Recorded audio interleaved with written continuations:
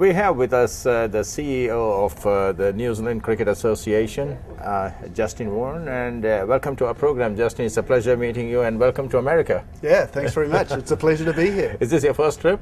It's my first trip to the Oval here. I've done a number of trips to the States before on previous business, but first time I've seen United States cricket in action. What's your first take? I think it's a beautiful ground for cricket. It's a gorgeous day. It seems like the facilities are in top notch. Lots of runs being scored out there. So I think there's obviously great enthusiasm being shown by the players, and I guess it's these types of opportunities that'll help the local players get better. Does this bring back your memories of some of the out stands back in New Zealand with the grass kind of sitting arrangements? Yeah, it's. I mean, it's a beautiful cricket ground. I mean, we have grounds in New Zealand not dissimilar to this, but I must admit the weather that you've got in what is in your winter time, that's something that we'd die for in New Zealand.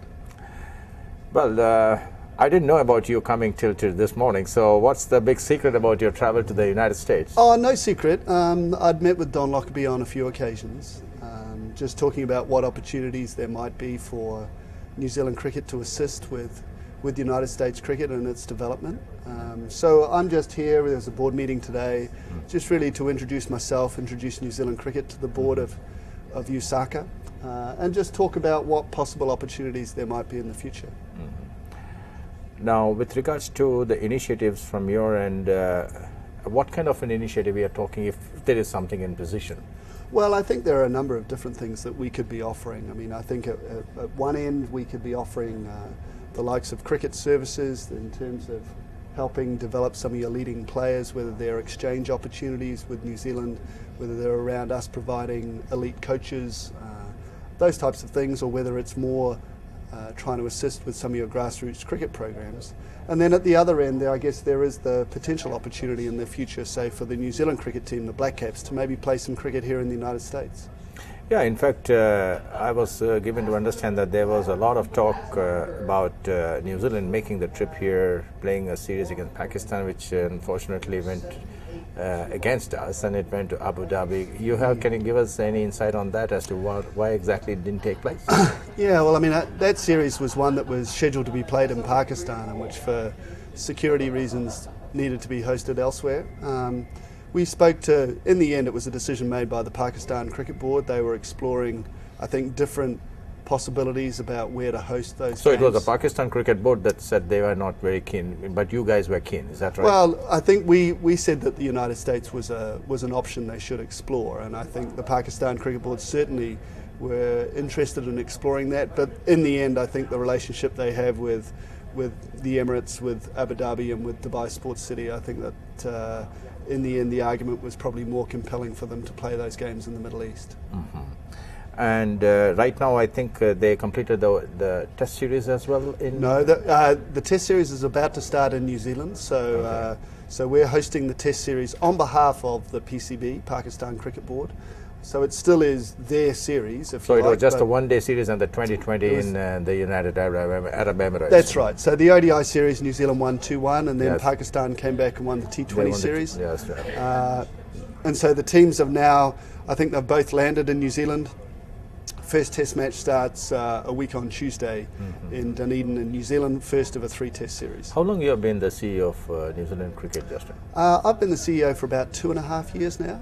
So lots happened in cricket in that time. I know, that's right. I started in the role back in 2007. One of my first engagements was to go to this new world tournament being staged in South Africa called the T20 World Cup. I don't know if you cast your minds back there, a lot of people didn't really know much about 2020 cricket or what was going to happen in the quite near future. So I was there. I guess I was privileged to see the start of it, and I think one of the things that shouldn't be underestimated is that probably what we've seen in terms of the growth of 2020 emerged out of that tournament, probably because of one main thing, and that was that India won it, and that India, who, to be honest, didn't send their strongest team to that tournament. They left behind the likes of Tendulkar and Dravid and Kumble and Zahir Khan and Lakshman.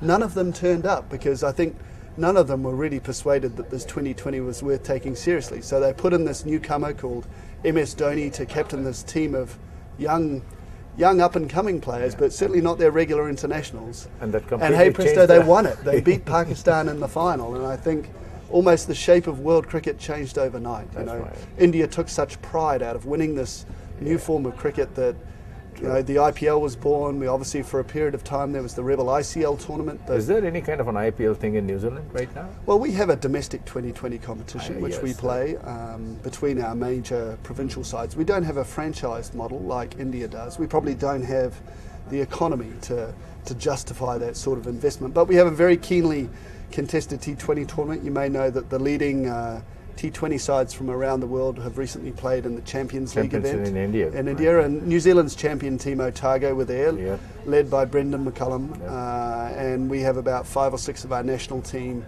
playing in that Otago side. So yes, it's obviously an emerging part of the game, and it's very strong in New Zealand. How healthy is New Zealand cricket financially? I know National Bank is a sponsor. National Bank is a main sponsor. We've recently had some additional sponsorship come out of India and the Middle East as well. New Zealand cricket's probably in the strongest position it has been financially for a long time. We had a tour by India last summer. That's always good for the bank balance. That was a very exciting tour. Yeah, it was a great tour. Some really good cricket.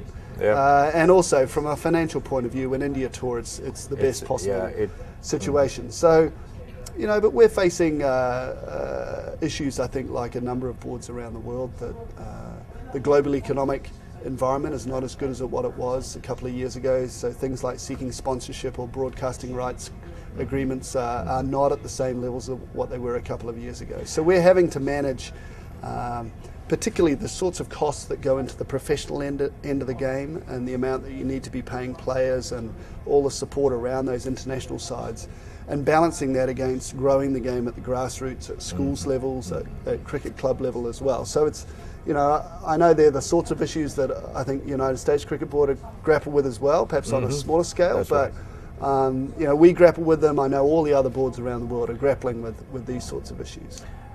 I mean, given the fact that, of course, rugby is the most popular sport in New Zealand, and apart from that, cricket recently, T20 is a perfect kind of a format for American audience, and I think T20 has become very popular, like how when it started off in Australia and then in New Zealand, became very popular there. I mean, what I'm trying to figure out is that, is it a good idea to blend Test cricket, one-day international 2020 into one tour?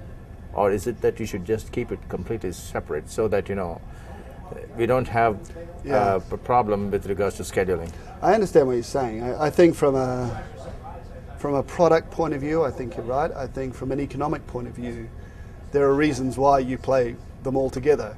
I think if you were to segment your products like that, you probably would play far less Test cricket, and that isn't what we want to do, because Test cricket on its own is uneconomic. People, you don't get 30,000 people to turn up to a Test match, not in New Zealand anyway, and you don't in most countries around the world. So Test cricket is, if you like, feeds off the financial benefits that we can get out of T20 and ODI cricket. And I'm a big supporter of Test cricket and want to see, if anything, more Test cricket played, because I think that's the traditional form of the game, and I think it's a true contest. As a former player, I'm a big fan of Test cricket. The scheduling issues are, that is a big issue, because our players are now playing more than they've ever played. Our current New Zealand national team, the Black Caps, out of the next 365 days, they're going to be together for about 270 days. For guys with young families, or for fast bowlers having to bowl, most days of the week, that probably is not sustainable. So we've got to try and find a way of either resting players more often, maybe having a wider squad of players, but it's international cricket. You always want to play your best 11. Absolutely. Or maybe we just need to bite the bullet and play less, and maybe hope that there's going to be increased value through putting more scarcity on the product. But it's a difficult situation we're in at the moment, because not only have we got 8 or 9 months of international cricket every year, we've got the likes of the IPL and other T20 tournaments that the players want to participate in, as well as ICC events. But in the end, a calendar year is only 365 days, and you can't expect a professional player to play at their best for 9 or 10 months. Maybe you will be able to put this in proper perspective with regards to the invention of 2020. I mean, though England do claim that they are the one who discovered that, Martin Crowe was the one who actually gave the initiative to that, and